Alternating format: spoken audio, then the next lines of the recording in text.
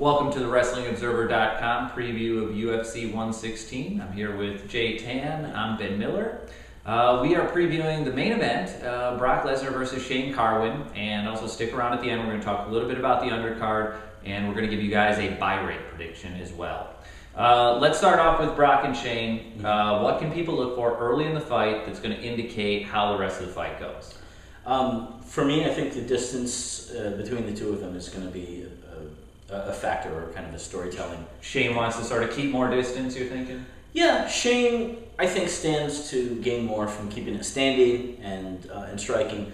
Brock, if he goes in for the shot, or if he gets Shane up against the cage, working with Randy Couture, you're going to get a good exercise in dirty boxing. Yeah. and working from the clinch. Now, with the clinch, though, Shane's had a lot of success in that. Do you think Brock's going to try to push him into that situation, given that Shane's devastating, has this devastating uppercut that he's used against so many guys? That's the toss-up. It really is. As I've been thinking about this match and doing some research this week, it's been so hard to tell what's any kind of indicator one way or the other. It's a very even match for me. Got it. What I'm looking for is, first of all, I really think Brock's going to try a shot. I think he may even go in there with the idea that he's going to punch, but I just think the guy's a natural wrestler. At some point, he's going to have to go to his instinct.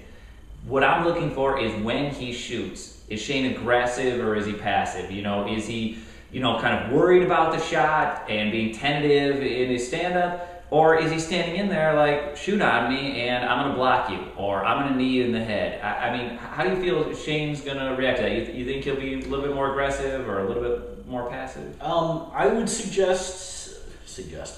I would think that Shane would want to step out of the way and escape the shot if possible, and keep it to hands and feet. Yeah. But if it goes to the ground, then Shane is as much of a challenge on the ground as Brock has had. Yeah. I mean, Shane's obviously a big-time wrestler, no doubt about that. If we go into predictions, I think that Shane's not quite enough of a wrestler to beat Brock. I think Brock finds a way to get it to the ground. I think he controls him with superior wrestling. What about your prediction? If it goes to the ground, I think Shane will find a way to get out from under there. Okay. In which case, if it stays standing, I lean towards Shane. Well, he has the Jackson camp now, right? I mean, that's got to be a big help, right? You don't get much more of a better strategist, shall we say, strategy general than Greg Jackson. What I find very interesting also is that from the reports that we've seen and heard, Brock is working with a lot of guys at that high weight class level. Shane has Brendan Schaub, who I believe is on the bill as well. Also another grudge MMA in Jackson's camp versus MMA, Minnesota MMA. Yeah. That's on the undercard. But if Shane is working with guys that are typically much smaller, more, he'll be able to get out somehow. Curl up and stand up, wall walk and stand up. So some way of getting out. So a little bit of difference of opinion.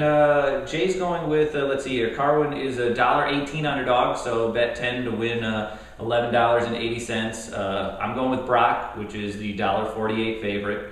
Now let's turn our attention a little bit to the undercard here. Do you have an undercard fight that you're looking forward to? I do indeed. Seth Petrozelli versus Ricardo Romero. So that's Romero. He's coming from New Jersey, right? Mm-hmm. And he has a real good win streak. You think he continues that, Well, here's the story with the guys. Seth Petrozelli, as we all know, is the guy that knocked out Kimbo about, 2 years ago, I think? Yeah. Since then, a lot of people didn't really take him seriously at that point. He was something of a journeyman and, fared middle of the card in the UFC. He's been on a 4-fight win streak since that Kimbo knockout, and in fact, including it.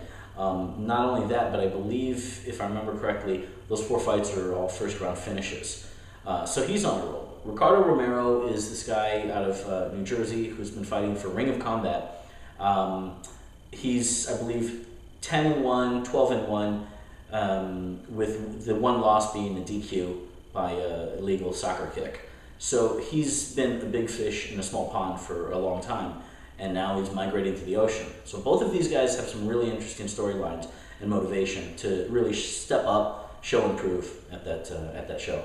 Gotcha. And your pick on that fight? I'm going to let them figure it out, but I lean towards Petrozelli. Yeah, I tend to go with the experience as well.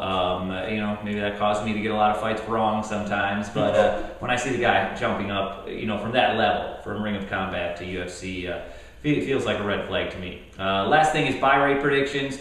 I'm going to say a little bit below the Evans versus Jackson number. That number was 1.08 million. I'm going to say this is in the neighborhood of 850 to 900,000. What do you got for a number, Jay? Roughly about the same. Okay. With Rampage and Rashad, it was the perfect storm. Everything coming together at the right time. Holiday weekend. You had two grudge match. Very dynamic personalities in a serious grudge match. Then it built up on national TV over a year. Yeah. With this one, you've got Brock playing the heel, as he best does, really. To a guy who doesn't want to play babyface. Exactly. Yeah. Shane is, speaks with his hands, and is a bit more mild mannered and walks with much more humility, for sure. For sure. And so you don't have that positive and negative, magnetism between the two of them. Yeah. So that could prove to hurt. I don't want to say hurt, but have a little bit. Keep business a little bit less than what it was for the last one. So both of us going with a low number here. I guess a little bit of irony there, since we both went way over for our buy rate estimate for the Liddell versus Franklin UFC. For those of you who didn't see that video, a recap. We both go had watch numbers. it. Yeah, exactly. Go watch it. And we both had numbers in excess of 600,000. The fight came in much closer to 500,000, 520,000. So that's our preview. Till next time, he's Jay Tan. I'm Ben Miller. Go ahead, sign off, Jay. Sign off. All right.